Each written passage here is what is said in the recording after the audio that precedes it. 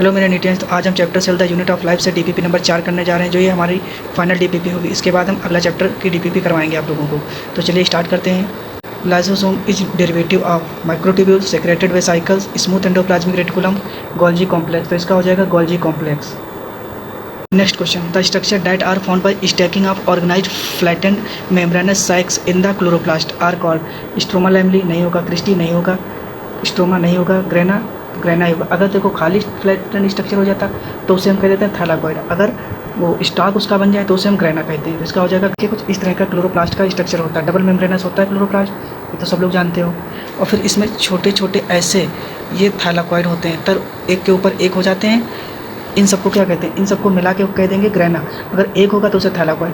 अब ये एक दूसरे से अटैच होते हैं, यहाँ और हो गए, इन सबको क्या कहते हैं? ग्रेना। ये हो जाएगा। और जिससे कनेक्ट होते हैं उसे हम स्ट्रोमा लैमली कहते हैं।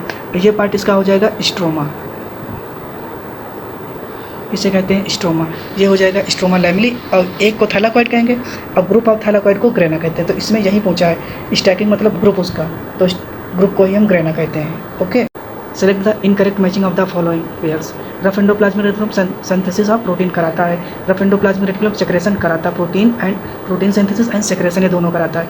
Smooth endoplasmic reticulum packaging of vesicles नहीं कराता, ये synthesis of lipid and synthesis of steroids कराता है। तो इसका क्या हो जाएगा? इनकरेक्ट पूछा ना, तो इसका थर्ड वाला हो जाएगा। अब major site for synthesis of lipid, अभी तो ऊपर पढ़े हो, लिपिड की मेजर साइट क्या हो जाएगी? Smooth endoplasmic reticulum. तो इसका चौथा हो जाएगा। Middle lamella is composed of mainly lignin नहीं बनता, सेलुलोज की सलवार बनती है, हेमी सेलुलोज नहीं बनता, कैल्शियम पेक्टेट का बना होता है। मिडिल लैमेला किसका बना होता है? कैल्शियम पेक्टेट का। Polyribosome are aggregate of ribosome and rRNA नहीं, ओनली आरआरएनए नहीं, पेरोक्सिसोम नहीं, several ribosome held together by string of mRNA.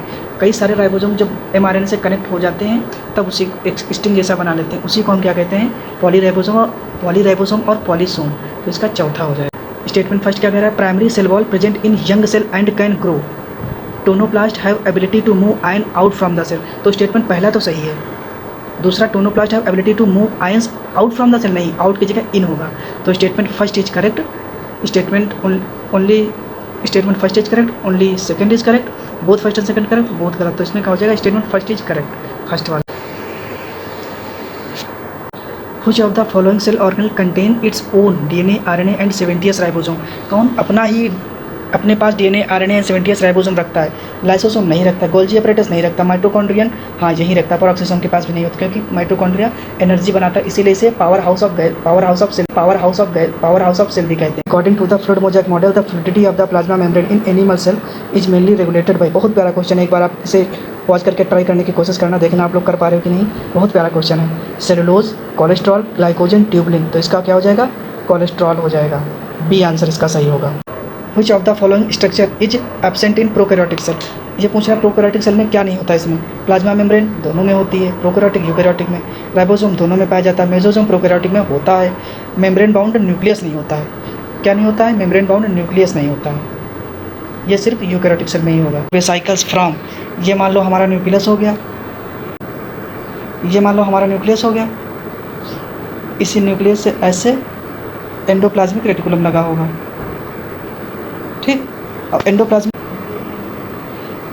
ये गोल्जी अपरेटस होता है,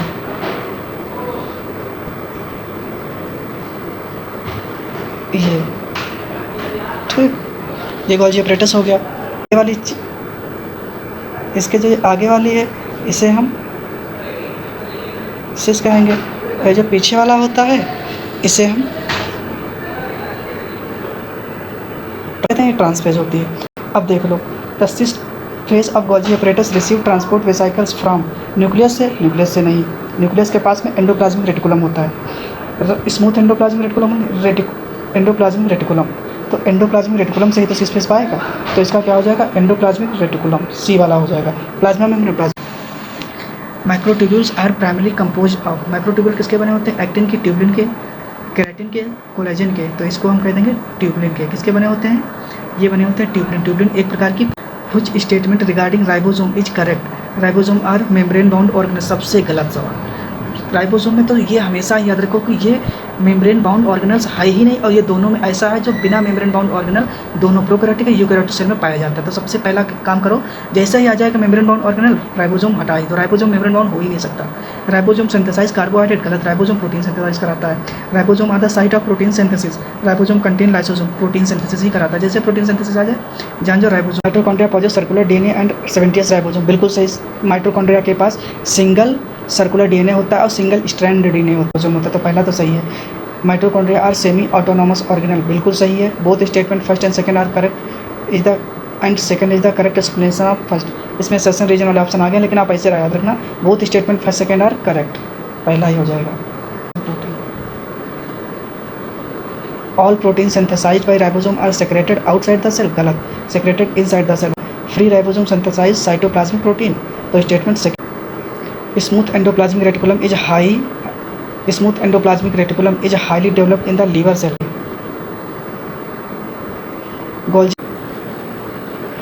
Golgi apparatus is called the packaging center of the cell, बिल्कुल सही है। It modifies, sorts and packages protein into the vesicles, बिल्कुल सही है, क्योंकि गोल्जी apparatus के पास ही तो वेसाइकल्स बनते हैं, जाके एंडोप्लाज्मिक रेटिकुलम से आके और गोल्जी apparatus के पास वेसाइकल्स बनते हैं जो ट्रांसफेज से बाहर निकलते हैं, लाइसोसोम में कन्वर्ट होते हैं। इसका क्या हो जाएगा, both A and R are true and R is the correct explanation of statement first क्या है, ATP synthesized by both mitochondria and chloroplasts। statement second क्या है, एक्सोनोम is similar to centriole as both lack membrane। तो ये आप लोगों, देखता हूँ कितने लोगों का इसका ऑप्शन सही होगा करेक्ट, और कमेंट करके इसका आंसर जरूर बताना कि कौन सा है। बाद में मैं बता दूंगा आपको कौन सा इसका आंसर। और प्लीज़ कमेंट करके जरूर बता दिया करो ये आप लोगों के क्वेश्चन कैसे लग रहे हैं। अगर ठीक ठाक लग रहे हैं तो प्लीज़ लाइक कर दिया करो, और वरना अगर कोई चीज़ इसमें ना समझ में आए या कोई दिक्कत हो तो आप कमेंट करके फीडबैक जरूर दे दिया करो, जिससे मैं अपना इंप्रूवमेंट कर सकूं। तो थैंक यू मेरे नेटियंस, जैसा आप लोगों को लगा प्लीज़ कमेंट करके फीडबैक जरूर दे देना।